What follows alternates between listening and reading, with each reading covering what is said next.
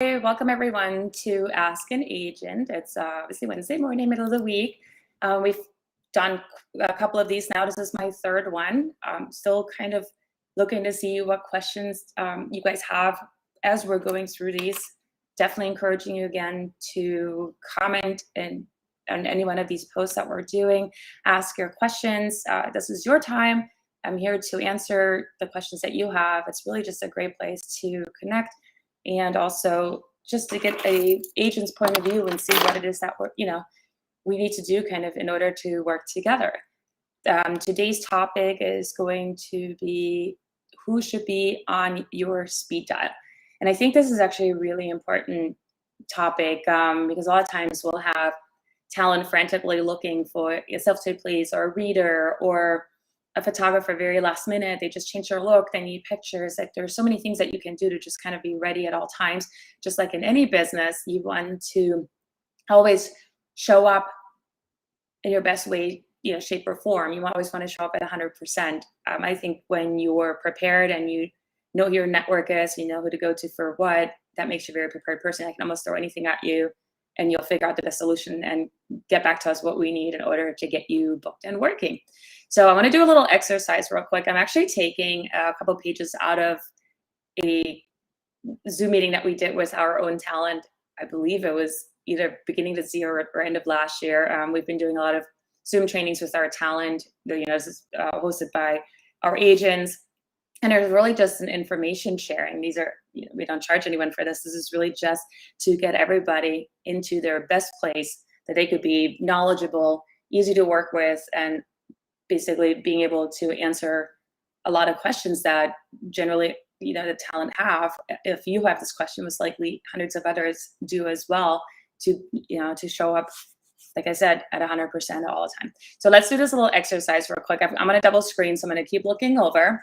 So as you're kind of going through the process, or if you're already in the process of being a talent or becoming a talent, I think there are a couple of questions that you really need to ask yourself so you can figure out what it is that you need and how we can help you, or where do you need help. So I think some of the good questions here is, as a talent, what is your end goal? Where is it that you're actually trying to go? What is it that you're trying to achieve? Are you a full-time talent, or are you part-time wanting, to pursue a full-time career? Meaning, are you doing something else right now? Can you transition?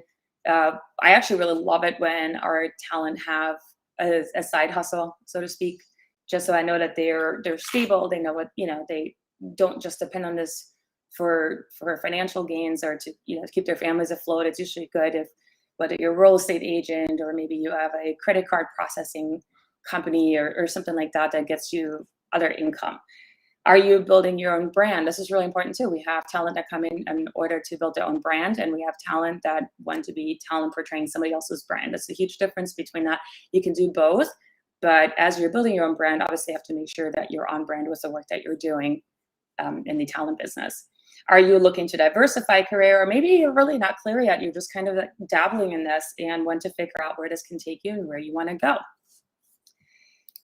Once you kind of establish really what your goal is, and just keep in mind, your goals can change. That is totally okay. You can try new things and you could decide you don't like this, but you like that. Focus on that. We're big believers in training. If it's the film acting that you want to go into, obviously, you just can honestly never stop training. I think when it's more commercial work, it's okay to take, it's good to take some workshops and on-camera experience, but for the most part, the market kind of dictates what they're looking for. So, if you're somebody that wants to go mainly into more commercial print, obviously, staying in shape, like taking care of your skin, make sure you take care of your teeth. Like there's so many things that you can do to stay fit with that. If you're more of a character person, or if you're more comedic or whatever it may be, just make sure that you show up correctly for what the market is looking for in those categories. So basically, once you figure out what these goals are, then you accumulate your support team, and that's really who you want to have on your speed dial. That's kind of what we're getting to. Obviously, you need to make sure that you know who your agents are and how you can connect with them and how do they want to be communicated with. Very, very important that you pay attention to this, because there are times which are very limited. Not all submissions lead to booking. So, lots of submissions are happening and lots of work is happening without anybody actually booking anything. So it's really important to recognize and value each other's time. So make sure that you understand how whoever you're working with wants to be communicated with. If you're in the film side of this, and even though, I think even generally you should always have acting coaches. When we send out major castings, and obviously with the whole self-tape process now, you definitely want to make sure if you're getting an 8-page script, if you really want to show up solid, I think that you should definitely always have an acting coach or somebody that can help you with these scenes on speed dial. It is so important because, as you know, we'll get those sides on a Wednesday night and then it's due Friday morning. And that's already, lucky sometimes we'll get it Wednesday and it's due Thursday night. So you don't have a whole lot of time on this.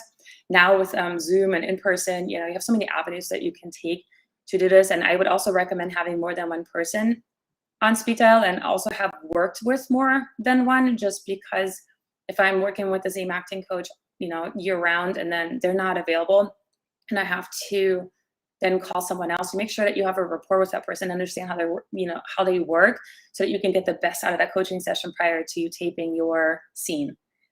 You want to definitely have, if you don't know how to self-tape at home, you definitely want to have a self-tape coach or self-tape place that you can go to and get this done with.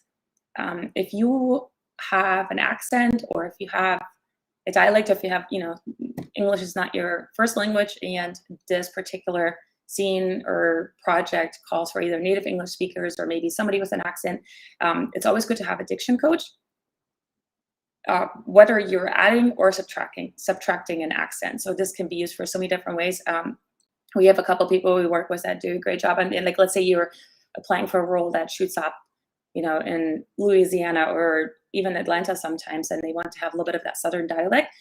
Diction coaches or dialect coaches who will actually work with you in this. If you, are not originally from here or have just come from an area that has a very, very thick accent, whether it's, whatever, even if it's like a Midwest, but they want very, very neutral English. This is kind of exaggerated, but if you need to get rid of this, or maybe like me, you talk very fast and I get sidetracked sometimes with my words, somebody that specializes in this and can help you work with your language, work with your words, how you breathe, even the pace that you're going at. It's definitely want to work with somebody on that. Want to have headshot photographers. It's super, super important. If you change your look, or at least once a year anyway, you should change up your headshots. Lifestyle photographers, that's the business you're in. Fitness photographers, fashions, or just understand who all these different people are. Not a lot of fashion photographers can do commercial headshots or film headshots, and vice versa. I actually have only met 2 people so far that I feel like I totally could stand behind, that they can do film and commercial headshots as well as lifestyle photography. It's very rare that this happens. Most people specialize in one or the other. I just want to make sure real quick. I'm getting a bunch of dings. Okay, no, not yet. All right. One person that I think is super, super important as you enter this business, so you don't get surprised at the end of the year, is have a great accountant. I said this in the last Facebook Live. Having been a talent prior to being an agent many, many years, I remember getting hit with just with fees and taxes and things at the end of the year that I just was really surprised with. Have a really good accountant so that they can help you with what your write-offs are and how to kind of organize this all. I actually personally also believe in having a wellness coach, a therapist, and a fitness coach. If obviously this is a lot of financial investment, and I don't think that everybody, can do this at all times, but a fitness coach doesn't even have to be a real person. This could be a program that you're in. I think for the wellness coach too, I think, whether you were going to an individual and that's the kind of person you are, that you respond very well to that. That's great. But I think other than that, sometimes, like, especially in an industry that has so much rejection, it's maybe not a bad thing to have somebody to talk to that's not a family member and not your agent about rejection. Obviously, our talent can always come to us and say, like, hey, what's going on here? What can I do next? But sometimes, when you get 99 no's, it's hard on you. It makes it harder. Next thing.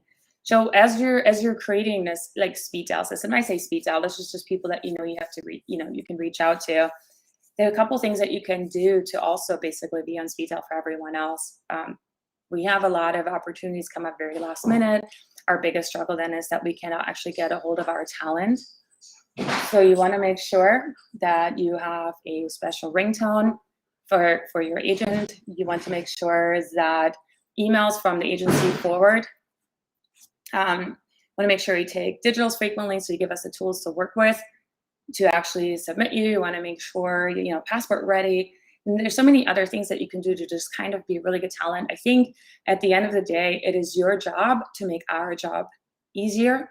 And it's my job to make the client's or casting director's job easier. If they know they can come to me and we consistently show up the way they need us to show up, it really puts everybody's best foot forward, and that's how we want to see it. So I'm going to kind of stop here because if you've noticed that the time frame that people pay attention is about 10 minutes. So I'm at 11 minutes. So if you have any questions, I don't see any in the chat right now. Feel free to comment down the road. I'll check the systems for the next couple weeks, and then we'll move on to the next one.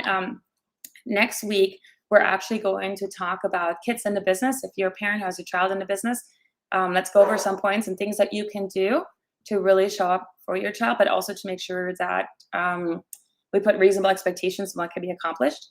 So we'll look forward to seeing you guys next week. Thank you so much again for your time, and we'll talk soon. Have a great week.